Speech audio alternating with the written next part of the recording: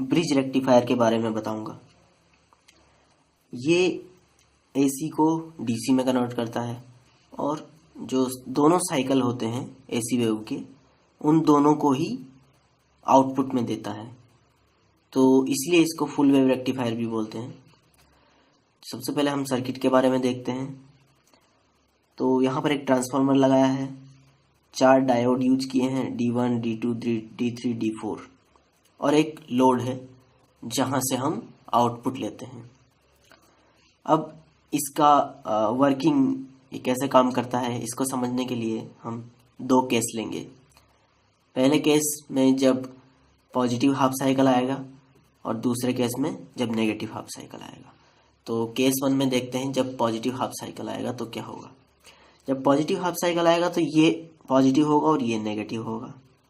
तो इस केस में क्या होगा कि डायोड D1 और D3 यानी कि D1 और D3 ये दोनों फॉरवर्ड बायस में होंगे, तो ये दोनों कंडक्ट करेंगे। लेकिन जो D2 और D3 है वो रिवर्स बायस में होंगे, यानी कि ये काम नहीं करेंगे। तो इस केस में क्या होगा, केस फर्स्ट में जो करंट फ्लो होगी वो होगी A D1 B, फिर लोड से RL, फिर उसके बाद इधर से होते हुए D D3 C और फिर वापस ट्रांसफार्मर के थ्रू। तो इस पाथ में ये आपकी करंट फ्लो होगी केस फर्स्ट में।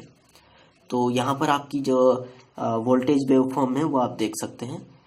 वोल्टेज आपका ये पॉजिटिव इनपुट में अप्लाई किया था, इनपुट वो आपका आउटपुट यानी कि जो आप लोड के अक्रॉस ले रहे हैं उसमें भी आपको पॉजिटिव मिलता है। अब देखते हैं सेकंड केस, जब आपका नेगेटिव हाफ साइकिल आएगा। तो यहाँ पर क्या होगा, ये नेगेटिव हो जाएगा और ये पॉजिटिव हो जाएगा।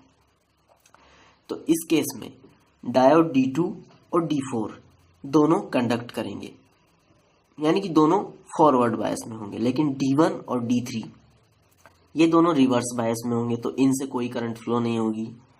तो इस केस में आपका जो करंट का पाथ होगा, जहां से करंट फ्लो होगी, वो होगा C D2 B RL, वापस इधर होते हुए D D4 A और वापस ट्रांसफार्मर से। तो इस पाथ में आपकी करंट फ्लो होगी।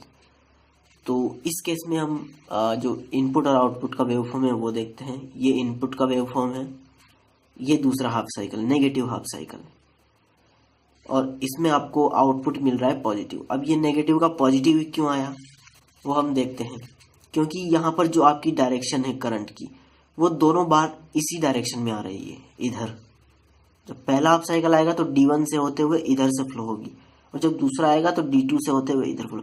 तो आप दोनों केस में देख सकते हैं कि करंट एक ही डायरेक्शन में फ्लो हो रही है। तो जो आपका आउटपुट वेवफॉर्म होगा वो भी एक ही डायरेक्शन में आएगा, यानी कि ऊपर की डायरेक्शन में, पॉजिटिव डायरेक्शन में। तो आपको दोनों हाफ साइकिल पॉजिटिव डायरेक्शन में मिलेंगे, यानी कि आपको DC मिलेगी, क्योंकि ये दोनों ऊपर की ओर है, जो एक्सिस है उससे।